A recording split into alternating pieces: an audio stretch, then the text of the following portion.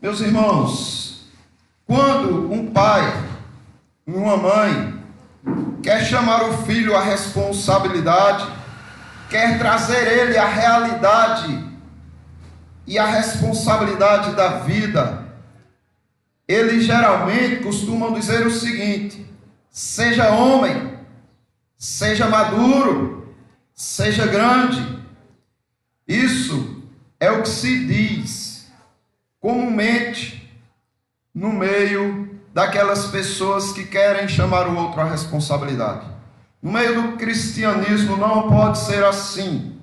Não basta apenas ser maduro, não basta apenas ser forte.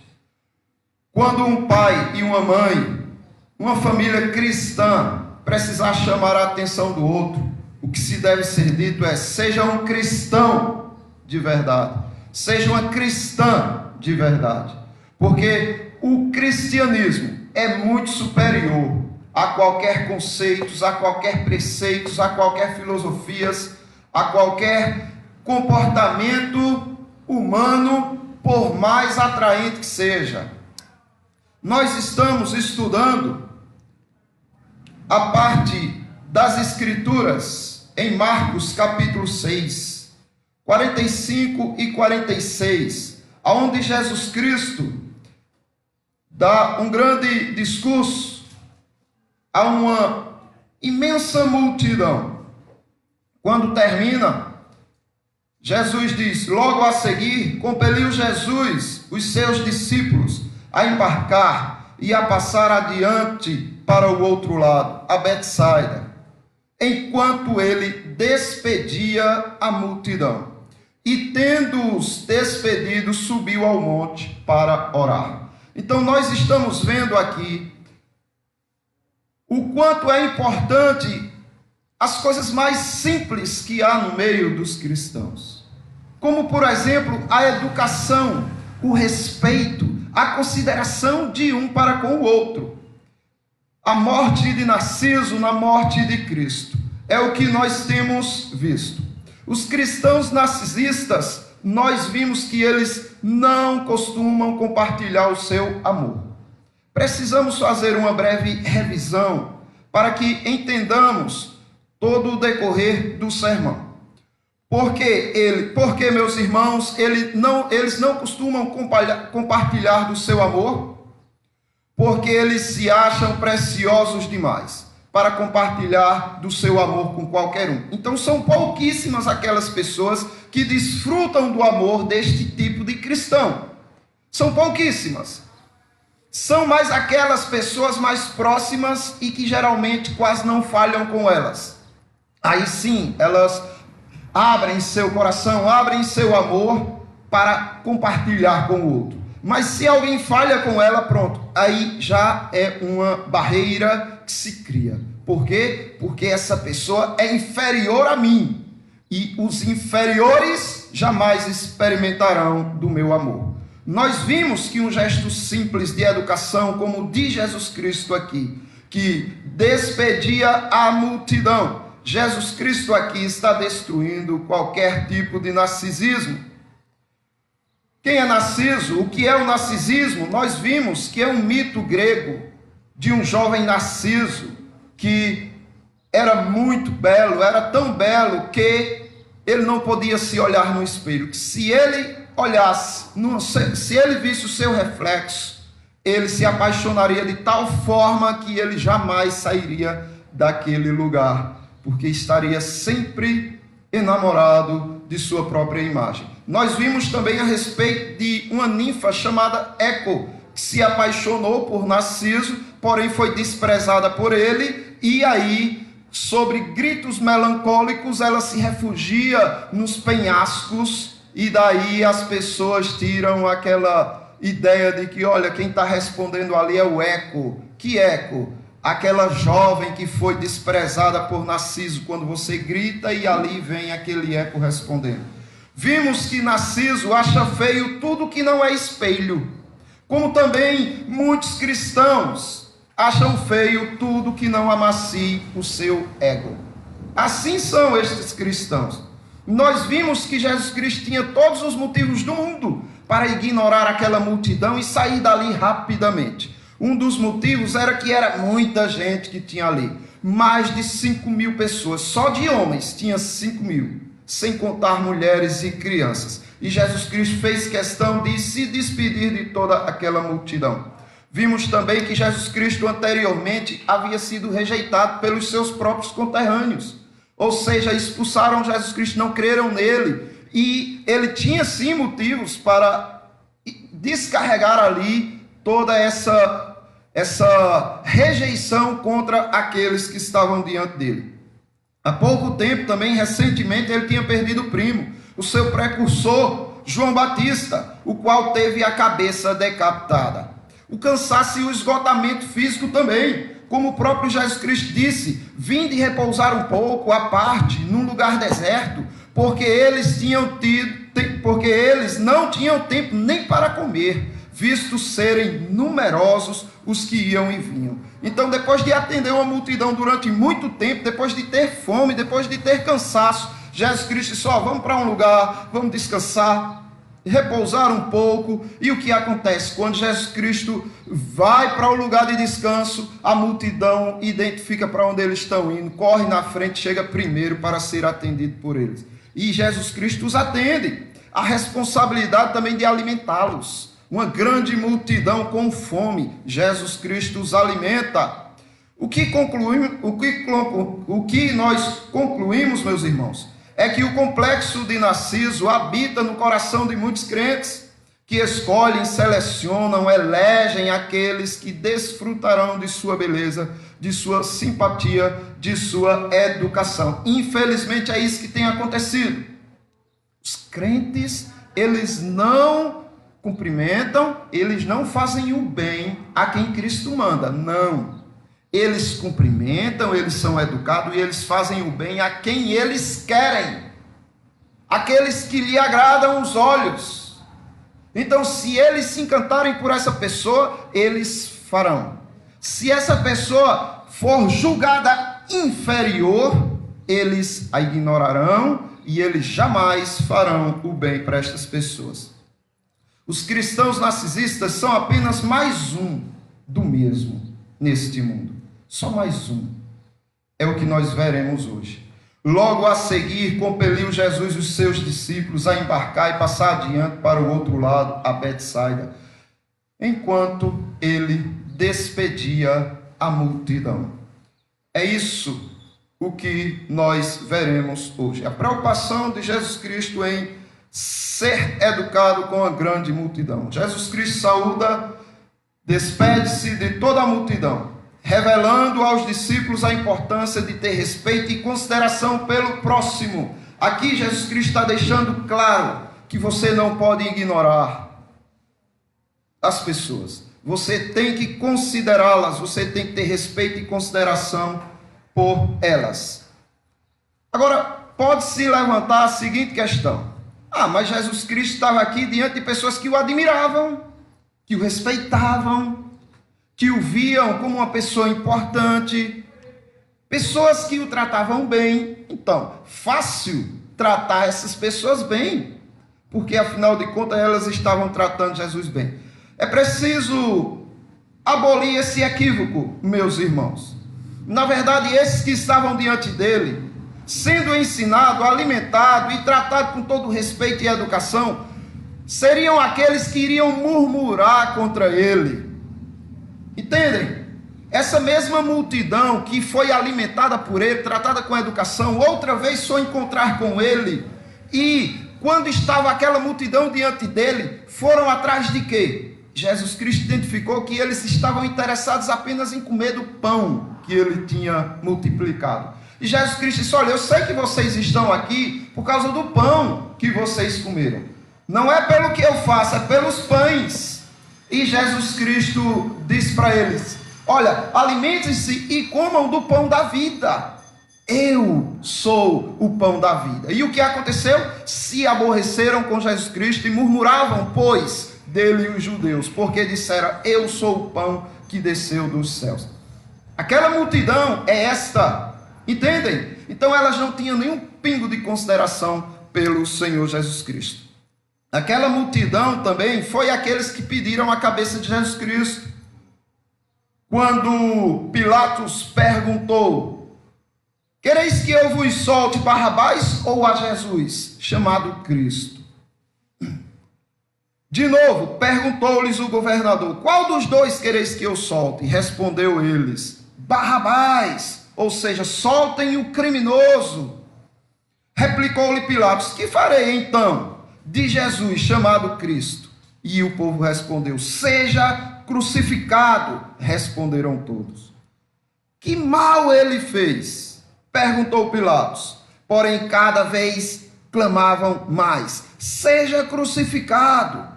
Vendo Pilatos que nada conseguia, antes, pelo contrário, aumentava o tumulto, mandando vir água, lavou as suas mãos perante o povo, dizendo: estou inocente do sangue deste justo, porque o caso é convosco, fique o caso convosco. E todo o povo respondeu: caia sobre nós o sangue, o seu sangue, e sobre os nossos filhos. Então, era este povo aqui que estava sendo bem tratado educadamente pelo Senhor Jesus Cristo. Jesus foi gentil, foi educado, respeitoso com as pessoas horríveis que a procuravam. Mas será que Jesus Cristo tratou bem este povo porque ainda não tinha sido maltratado? É outra questão que alguém pode levantar, né? Também Jesus Cristo ainda não tinha sido maltratado. Fica fácil tratar bem quando você ainda não foi maltratado, não é? Só que é outro engano, outro equívoco que precisa ser abolido. Jesus Cristo sempre soube, meus irmãos, quem eles eram. Sempre soube. Estava diante de Jesus Cristo. A máscara caía diante do Senhor Jesus Cristo. Diante dos homens, eles tinham uma máscara que fazia-os belíssimos. Quando Jesus Cristo olhava para eles, via o interior deles cheio de rapina, de podridão, de imundícia. Observe o que diz em João 2, do 23 por diante. Estando ele em Jerusalém, durante a festa da Páscoa, muitos, vendo os sinais que ele fazia, creram no seu nome. Mas o próprio Jesus não se confiava a eles, porque os conhecia a todos. E não precisava que alguém lhe desse testemunho a respeito do homem, porque ele mesmo sabia o que era a natureza humana. Então Jesus Cristo sabia tudo a respeito daquelas pessoas e tudo que eles estavam prestes a fazer. Inclusive, o próprio traidor, o próprio Judas foi bem tratado por Jesus. Olha, Judas foi tão bem tratado por Jesus que todos os discípulos não conseguiam identificar que ele era o traidor. E quando Jesus Cristo disse: o traidor está entre nós, todos ficavam perguntando: sou eu? Quem é? Quem é? Quem é? Porque não identificavam. Porque Jesus Cristo não tratava diferente Judas dos outros apóstolos. João 6, 64 por diante diz: contudo, há descrentes entre vós, pois Jesus sabia desde o princípio quais eram os que criam e quem havia de trair. E prosseguiu: por causa disso é que vos tenho dito, ninguém poderá vir a mim, se pelo Pai não lhe for concedido. À vista disso, muitos dos seus discípulos o abandonaram e já não andavam com ele.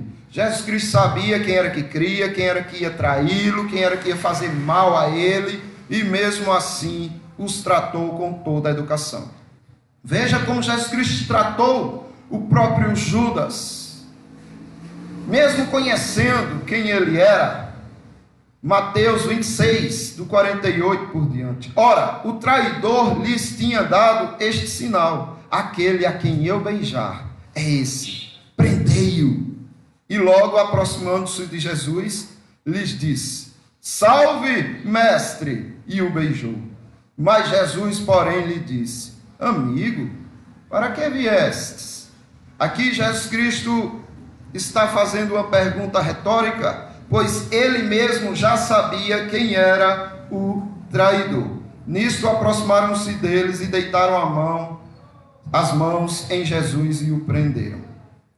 Ser bondoso, meus irmãos, e educado com quem você não gosta é mostrar que você não vive pelos parâmetros deste mundo. É a prova clara de que de fato você é um cristão. Como é que se distingue? É assim. Os cristãos fazem o que Cristo manda, é simples assim. Os mundanos fazem o que o seu coração manda.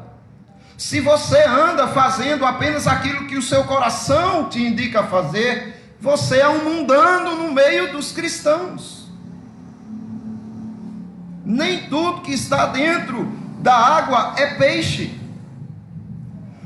As pessoas precisam fazer essa distinção em si mesmos. A quem eu estou servindo, quem é que manda em mim? O cristão que age igual aos homens e mulheres deste mundo é apenas mais um entre estes. O Senhor Jesus comparou tal comportamento ao dos condenados e reprovados. Prestem bem atenção no que o Senhor Jesus Cristo vai dizer aqui. Mateus capítulo 5, do 46 e 47. Porque se amardes os que vos amam, que recompensa tendes? Qual é a diferença? Se vocês amarem apenas aqueles que amam vocês, não fazem os publicanos também os mesmos? Quem eram os publicanos, meus irmãos? Os publicanos eram os cobradores de impostos, que eles tinham um compromisso apenas com eles mesmos e com quem os alimentava, com quem tratava eles bem. Neste caso, o Estado, o Império Romano, tratava, entre aspas, os publicanos bem. Por quê? Porque os publicanos saíam recolhendo impostos, não queriam saber quem era necessitado, quem estava passando dificuldade, eles queriam simplesmente recolher os impostos, repassava para o Império Romano, e o Império Romano também os sustentava. E aí eles tinham um compromisso só com o Império Romano e com ninguém mais. Por isso que os judeus odiavam tanto os publicanos, que muitos deles eram judeus. E se saudardes somente os vossos irmãos, que fazeis demais, não fazem os gentios também o mesmo? Meu Deus, aqui Jesus Cristo colocou a diferença, o que estava acontecendo entre os crentes e os gentios, e os mundanos. Jesus Cristo está dizendo, olha, se vocês saudarem só os da igreja, só seus irmãos, qual é a diferença de vocês para os gentios? Os gentios fazem o mesmo. Só que hoje em dia a igreja conseguiu se superar na sua falta de amor. A igreja não sauda nem mesmo os seus próprios irmãos. Entendem o absurdo que é isso, meus irmãos? Jesus Cristo não fez questão nem de considerar esta possibilidade aqui. Ele está dizendo, olha, há no meio dos gentios coisa abominável, horrível, imunda, suja. Ele só cumprimenta os familiares, aqueles que compartilham com eles. Eles não cumprimentam aqueles que eles não gostam. No meio da igreja hoje, os crentes não estão nem saudando aqueles que são seus irmãos da fé. Ou seja, o absurdo conseguiu se superar. E se saudardes somente os vossos irmãos, que fazeis demais? Não fazem os gentios também o mesmo? Quer ser igual, meus irmãos? Quer imitar? Imite a Deus, que faz nascer o sol sobre todos. Observe o que o Senhor Jesus Cristo diz em Mateus, do 43 por diante. Ouviste o que foi dito, amarás o teu próximo e odiarás o teu inimigo. Isso daqui não está nas escrituras não, viu, meus irmãos? Isso daqui era um ditado popular que os judeus tinham criado, porque eles fizeram o seguinte, porque Deus dizia assim, amarás o teu próximo, como a ti mesmo. No Velho Testamento o Senhor mandava. Aí eles concluíram o seguinte, bem, se eu devo amar o meu próximo, então o Senhor está mandando que eu odeie meu inimigo. Uma conclusão falha e errônea que Jesus Cristo conserta aqui. Ouviste o que foi dito, amarás o teu próximo e odiarás o teu inimigo. Eu, porém, vos digo, ou seja, Jesus Cristo vai corrigir esse entendimento. Amai os vossos inimigos e orai pelos que vos perseguem, para que vos torneis filhos do vosso Pai Celeste, porque Ele faz nascer o seu sol sobre maus e bons, e vir chuva sobre justos e injustos. Você pode estar sendo uma cópia dos ímpios e nem percebe. Entendem? Que vocês podem estar refletindo a imagem do mundo e não a imagem de Cristo, sem nem perceberem. Os publicanos amavam os seus amigos. A natureza os inclina para isso, mas eles amam aqueles que lhes amam. E isso é muito fácil. Entre os cristãos, o Senhor exige muito mais. Não seja comum. Não seja mais um do mesmo. Seja cristão. Seja de Cristo e não de si mesmo. Fazer o bem àqueles que te fazem o bem é só uma parte comum da humanidade. Você precisa ter consciência de que você não basta você ser homem. Seja homem, seja mulher de responsabilidade, não.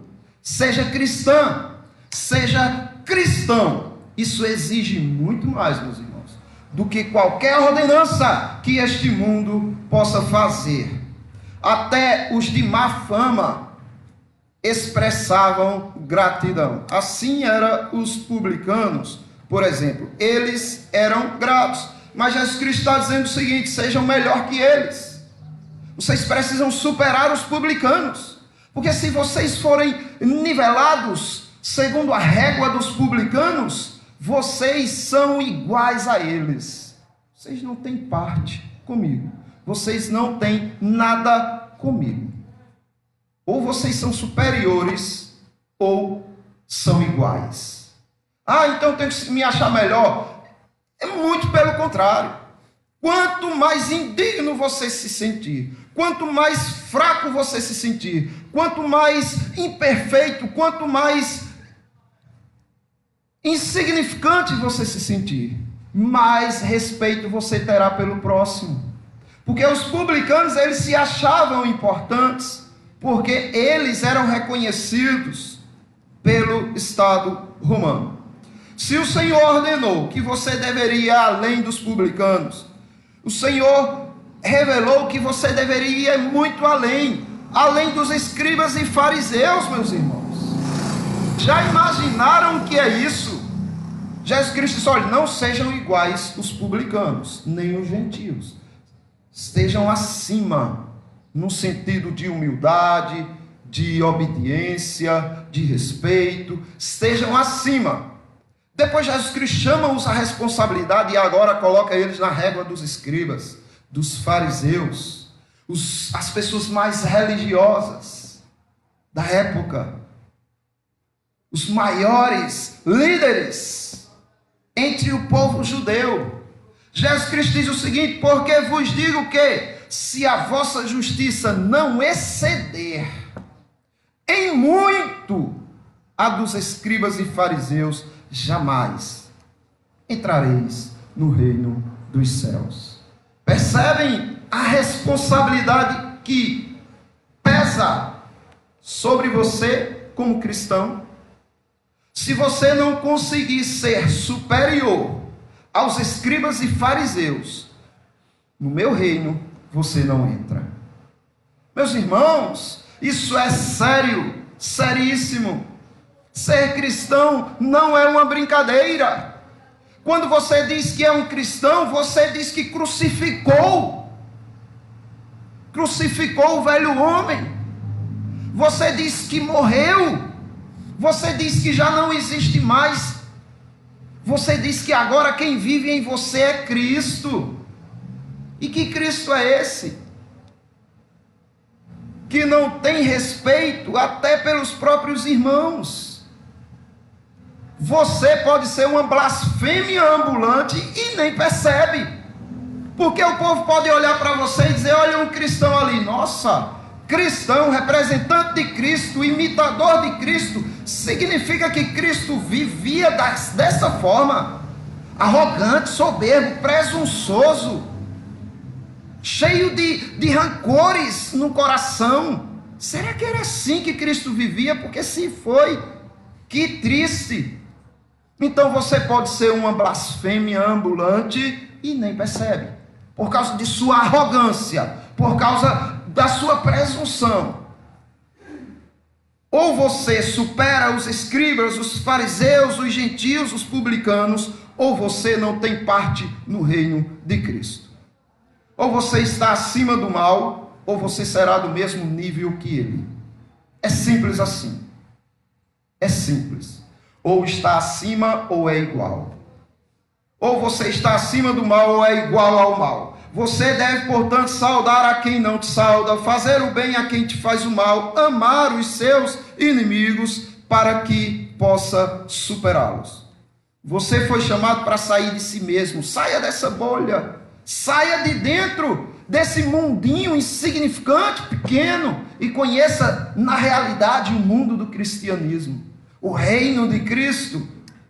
Ao fazer o bem a quem te faz o mal, você na verdade está servindo. Ao fazer o bem a quem te faz o mal, você estará servindo a Cristo e não a si mesmo. O cristianismo é infinitamente superior ao humanismo, meus irmãos. O cristianismo é algo mais que a humanidade. Entenda isso. Olha, ali está um verdadeiro ser humano. Ali representa a humanidade. Isso não é nada. Não é nada comparado a você representar a Cristo, representar o cristianismo. Uma pergunta séria que você deve fazer frequentemente a você é: o que é que eu estou fazendo, mesmo que sofrendo, aos outros, por amor a Cristo e ao meu próximo? Pergunte-se isso.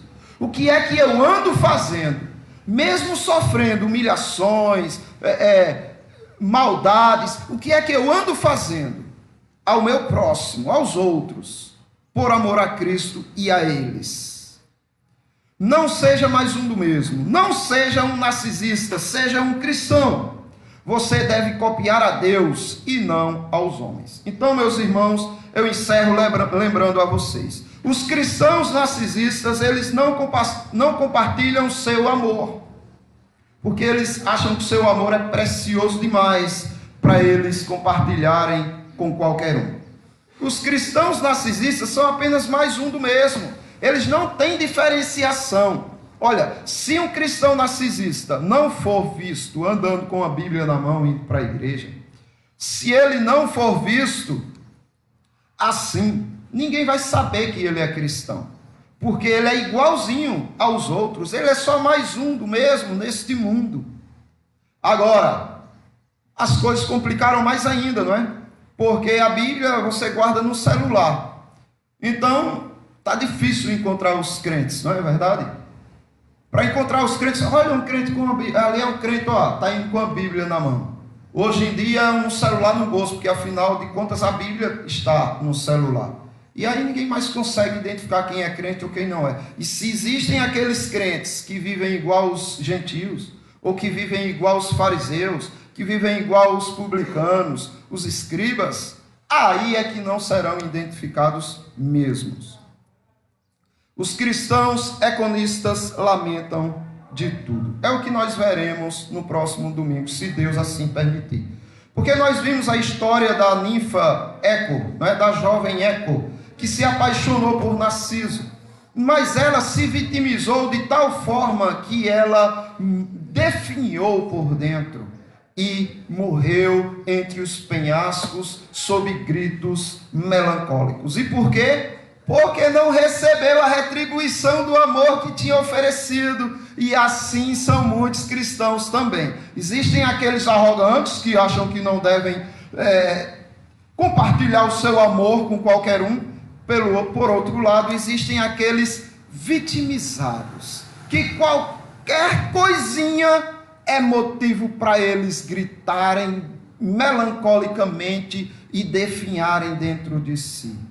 Os crentes que se vitimizam, que sempre procuram um motivo para mostrar que são rejeitados, que não são bem tratados, que não são bem cuidados. Não poderíamos deixar de falar destes. À medida que falamos dos arrogantes, falaremos daqueles que insistem em ter autocomiseração.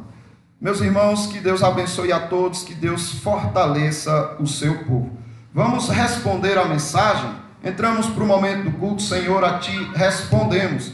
Vamos abrir a palavra de Deus, meus irmãos, no livro de Romanos, capítulo 12. Nós faremos uma leitura alternada. Romanos, capítulo 12. Vamos ler do versículo 10.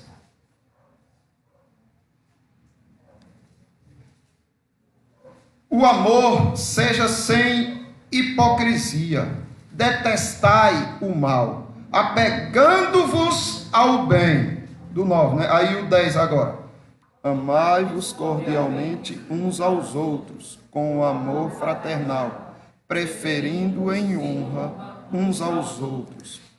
No zelo, não sejais remissos. Sede fervorosos de espírito, servindo ao Senhor. Regozijai-vos na esperança. Sede pacientes na tribulação, na oração perseverantes.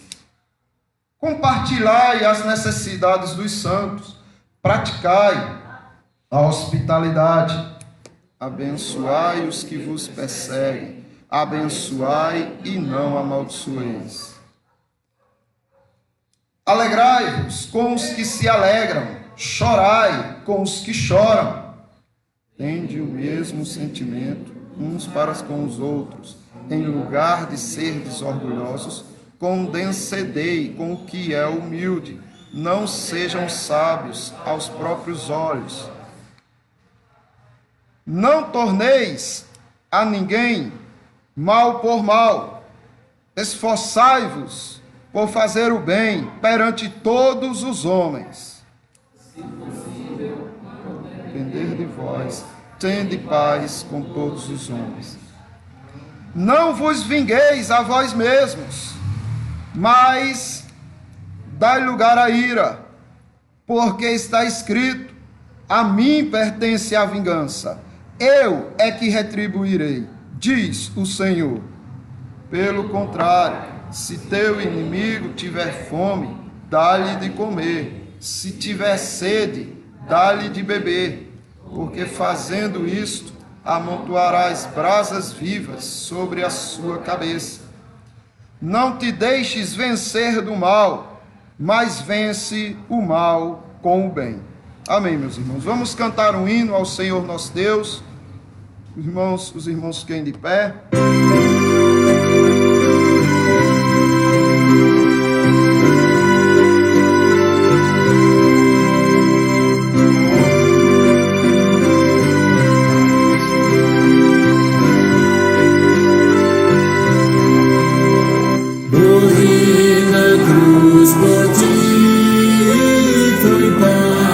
Te livrar, meu sangue ali verti, posso te salvar.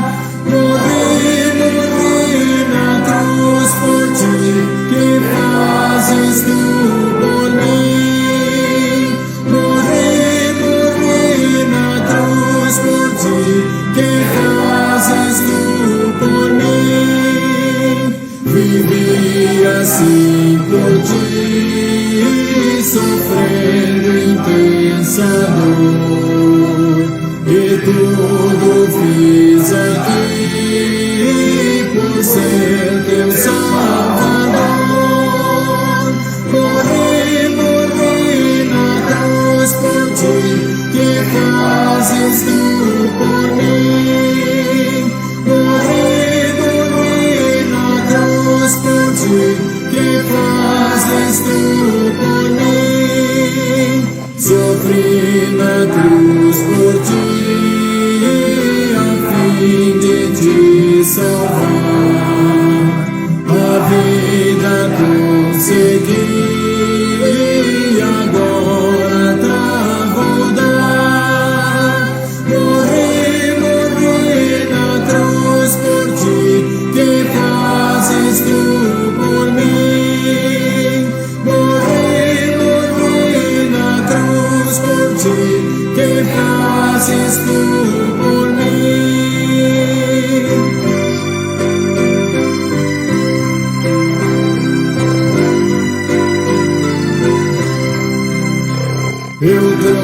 a salvação dos altos seus favores.